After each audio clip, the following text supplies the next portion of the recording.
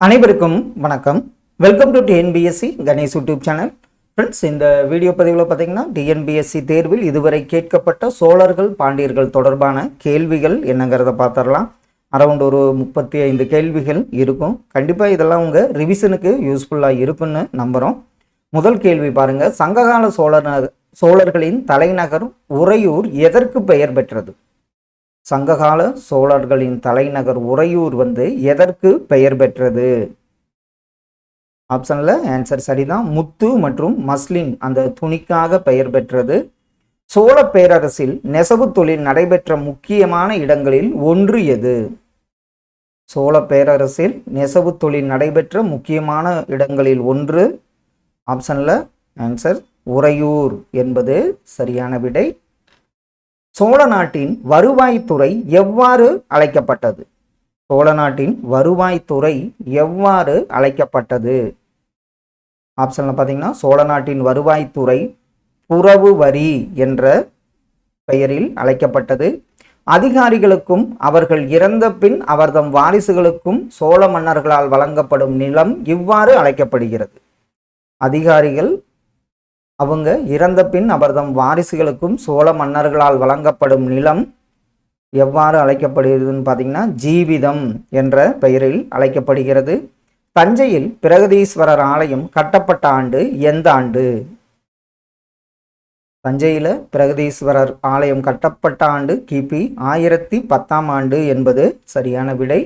சோழ சாளுக்கிய வழியில் வந்த முதல் அரசர் யார்? சோழ சாளுக்கிய வழியில் வந்த முதல் அரசர் ஆப்ஷன்ல முதலாம் குலோத்துங்கன் என்பது சரியான பதில். மூன்றாம் குலோத்துங்கனால் கம்பகரேஸ்வரர் ஆலயம் எழுப்பப்பட்ட இடம் எந்த இடம்? மூன்றாம் குலோத்துங்கனால் கம்பகரேஸ்வரர் ஆலயம் எழுப்பப்பட்ட இடம் ஆப்ஷன்ல திருபுவனம் என்பது சரியான விடை. முதலாம் ஆதித்த சோழனின் மகன் முதலாம் பராந்தகன் பாண்டிய மன்னரை தோற்கடித்ததால் பெற்ற பட்டப்பெயர் என்ன? முதலாம் பராந்தகன் பாண்டிய மன்னரை தோற்கடித்ததால் அவர் பெற்ற பட்டப்பெயர் ஆன்சர் சரிதான். என்னன்னு பார்த்தீங்கன்னா மதுரை கொண்டான் என்று அழைக்கப்பட்டார். சிதம்பரம் நடராஜர் ஆலயத்தின் கூரைக்கு பொற்கூரை வேய்ந்தவன் யார்? சிதம்பரம் நடராஜர் ஆலயத்தின் கூரைக்கு பொற்கூரை வேய்ந்தவன் முதலாம் பராந்தகன் என்பது சரியான விடை. நாகப்பட்டினத்தில் புத்த மடாலயம் அமைக்க எந்த சோழ மன்னர் சைலேந்திரர்களுக்கு அனுமதி வழங்கினார்?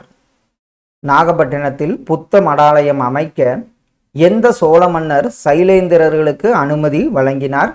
அவர் யாருன்னு பார்த்தீங்கன்னா முதலாம் ராஜராஜன் என்பது சரியான பதில். கீழ்கண்டவற்றுள் எது எவை தவறானவை? வஜ்ரநந்தி என்ற சமணத்துறவி மதுரையில் திராவிட சங்கத்தை ஏற்படுத்தினார். அச்சுத விக்ரந்த காஞ்சியை ஆண்ட புகழ்பெற்ற களப்பிர மன்னராவார். இது தவறான ஒன்று. சோழர்களின் காலம் மகாசபையின் பொற்காலமாக கருதப்படுகிறது. பல்லவர்களின் ஆட்சி மொழி சமஸ்கிருதம். இதில் ஆப்ஷனில் பார்த்தீங்கன்னா கூற்று 2 மற்றும் தவறான ஒன்று. சுங்கம் தவிர்த்த சோழன் என அழைக்கப்படுபவர் யார்? அவர் பார்த்தீங்கன்னா முதலாம் குலோத்துங்கன் தான் சுங்கம் தவிர்த்த சோழன் என்று அழைக்கப்படுகிறார். சோழர்களின் சமூக அரசியல் நிலை பற்றி கூறும் நூல் எந்த நூல்? சோழர்களின் சமூக அரசியல் நிலை பற்றி கூறும் நூல் கலிங்கத்து பரணியாகும். மதுரை கொண்டான் என்று புகழப்பெற்றவர் யார்? ஆப்ஷன்ல இப்பதான் பார்த்தோம். பாண்டியர்களை தோற்கடித்ததனால் முதலாம் பராந்தகன் தான் மதுரை கொண்டான் என்று அழைக்கப்படுகிறார். சோழர் கால ஆட்சியில் வழக்கத்தில் இருந்த பொற்காசு என்ன காசு? சோழர் கால ஆட்சியில் வழக்கத்தில் இருந்த பொற்காசு நீலிக்காசு என அழைக்கப்பட்டது. சிதம்பரம் நடராஜர் ஆலயத்தின் கூரைக்கு பொற்கூரை வேய்ந்தவன் இப்பதான் பார்த்தோம் முதலாம் பராந்தகன் என்பது சரி. பின்வரும் காரணங்களுக்காக பிற்கால சோழர்களால் விரிவான நில அளவை மேற்கொள்ளப்பட்டது. ஆப்ஷனில் பார்த்தீங்கன்னா விவசாய நிலங்களை அளப்பதற்காக, பல்வேறு படிநிலைகளில் நிலத்தை வகைப்படுத்த, நில உரிமைகளில் மோசடிகளை தவிர்ப்பதற்காக, வணிக குழுக்களை ஆதரிப்பதற்காக. மேற்கூறியவற்றில் எவை சரியானவை? ஆப்ஷனில் பார்த்தீங்கன்னா இந்த அனைத்து கூற்றுகளுமே சரியான ஒன்றாகும். தமிழ்நாட்டில் உள்ளாட்சி அரசாங்கத்தின் வரலாற்றினை எந்த மாவட்ட எந்த கல்வெட்டுகளின் மூலம் அறியலாம்? இது நம்ம அடிக்கடி பார்த்துருக்கோம். உள்ளாட்சி அரசாங்கத்தின் வரலாற்றினை உத்திரமேரூர் கல்வெட்டுகளின் காஞ்சிபுரத்தில் உள்ள உத்திரமேரூர் கல்வெட்டின் மூலம் அறிந்து கொள்ள முடியும். பொருந்தாததை கண்டுபிடி. ஆப்ஷன்ல பாருங்க, இளஞ்சேட் சென்னி, கூச்செங்கனான், பெருநற்கிள்ளி.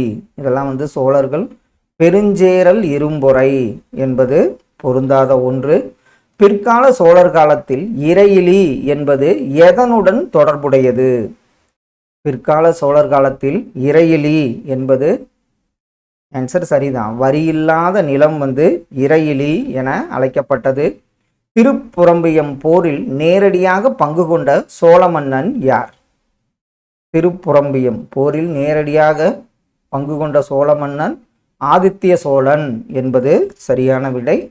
ஃப்ரெண்ட்ஸ், இன்று பார்த்தீங்கன்னா பாண்டியர்கள் ரிலேட்டடாக ஒரு 14 கேள்விகள் என்னங்கிறதை பார்த்துடலாம். நவக்கிரக சிற்பங்களை தென்னிந்திய கோவில்களில் முதலில் நிறுவியவர்கள் யார்? நவக்கிரக சிற்பங்களை தென்னிந்திய கோவில்களில் முதலில் நிறுவியவர்கள் பாண்டியர்கள் ஆவார்கள். மார்க்கோ போலோ யாருடைய காலத்தில் பாண்டிய நாட்டிற்கு வருகை புரிந்தார்?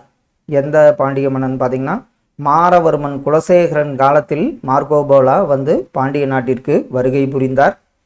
மானூர் கல்வெட்டு எந்த நிர்வாகம் குறித்த செய்திகளை தருகிறது?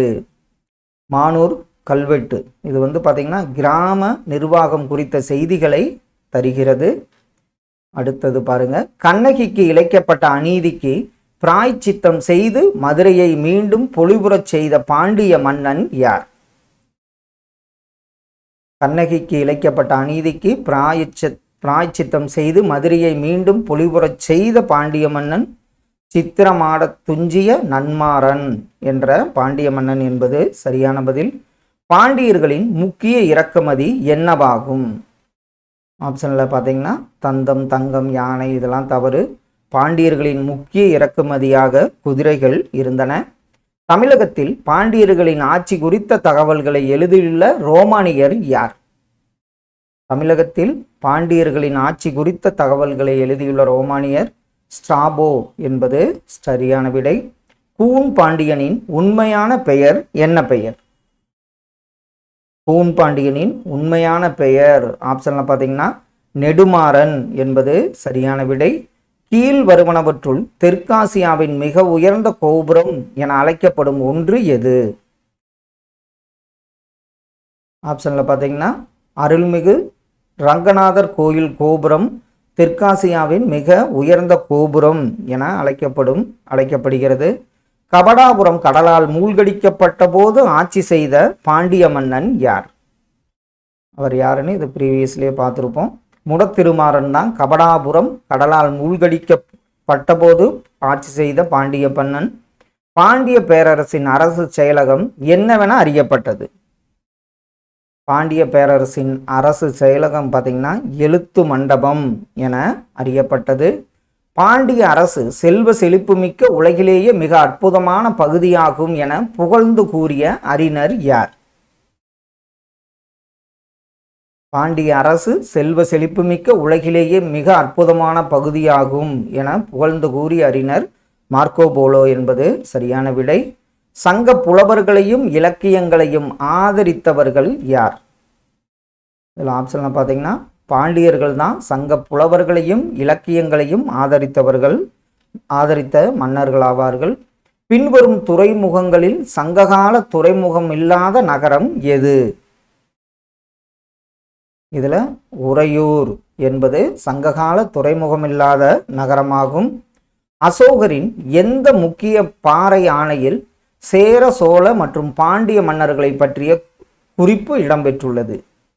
அசோகரின் எந்த முக்கிய பாறை ஆணை? ஆன்சர் சரிதான். அதில் 13வது பாறை ஆணை இது அசோகருடையது. அதில் தான் சேர, சோழ மற்றும் பாண்டிய மன்னர்களை பற்றிய குறிப்பு இடம்பெற்றுள்ளது.